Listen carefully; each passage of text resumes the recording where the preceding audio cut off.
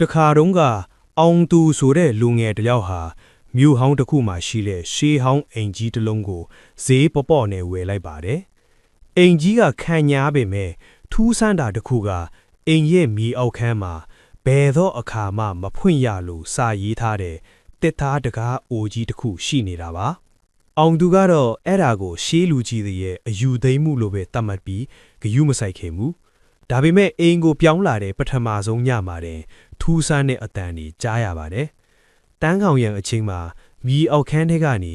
ချစ်ဆိုတဲ့အတန်တွေနဲ့အထူတယောက်ယောက်ကတကားကိုခောက်နေတယ်လို့အတန်တွေထွက်လာပါတယ်။အောင်သူစင်းကြည့်တဲ့အခါတကားကပိတ်လျက်သားပါပဲ။ဒါပေမဲ့တကားနားရောက်လေစိတ်ထဲမှာတခုခုကိုအယမ်းသိချင်တဲ့စိတ်က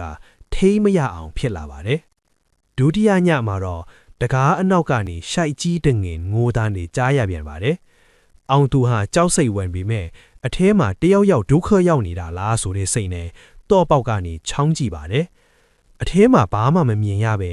အေးဆက်ဆက်လေးတူးတစ်ခုကသာတော့ပေါက်ကနေတိုးထွက်လာပြီးသူ့ကိုဖိတ်ခုံနေတယ်လို့ခံစားရပါတယ်။တတိယညမှာတော့အောင်သူဟာတီးမခံနိုင်တော့ပဲလက်ထဲမှာပုံစိန်တလက်ကိုကင်ပြီးမြေအောက်ခန်းကိုဆင်းသွားပါတယ်။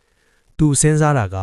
ငါအိမ်ထဲမှာငါမသိတဲ့လျှို့ဝှက်ချက်ရှိမနေသင့်ဘူးဆိုတာပါပဲ။သူတကလိုမျိုးကြော်ဖြတ်သွားကြတယ်။သူစကားပြောပြီးမြဲဘသူမှပြန်မထူးဘူး။အောင်သူဟာနေဆောင်အောက်ကိုထွက်ကြည့်လိုက်တဲ့အခါသူမှာအရေးမရှိတော့တာကြောင့်သူဟာဒီလောကတွေကလူမဟုတ်တော့ဘူးဆိုတာကိုနားလည်လိုက်ရပါတယ်။သူဟာအဲ့ဒီတကားကိုဖွင့်လိုက်ခြင်းအပြင်အမှောင်လောကတွေကအရာတွေကိုအပြင်ထုတ်ပေးလိုက်ပြီးသူ့ရဲ့တီးရှိမှုကိုတော့အဲ့ဒီတွဲနဲ့ကြီးထဲမှာအလဲအဖြစ်ပေးဆက်လိုက်ရတာပါ။သူဟာစိတ်ပြက်လက်ရနဲ့အိမ်ကိုပြန်လာခဲ့ပါတယ်။အိမ်ထဲမှာတော့အောင်သူနဲ့အသွင်သူတဲ့နောက်ထပ်အောင်သူတယောက်ကဆိုဖာပေါ်မှာအေးကြီးဆေးဆေးနဲ့ကော်ဖီတောက်နေတာကိုတွေ့ရပါတယ်။အဲ့ဒီအတူမှာတော့အောင်သူရဲ့အရေးရှိနေပါတယ်။အဲ့ဒီအတူက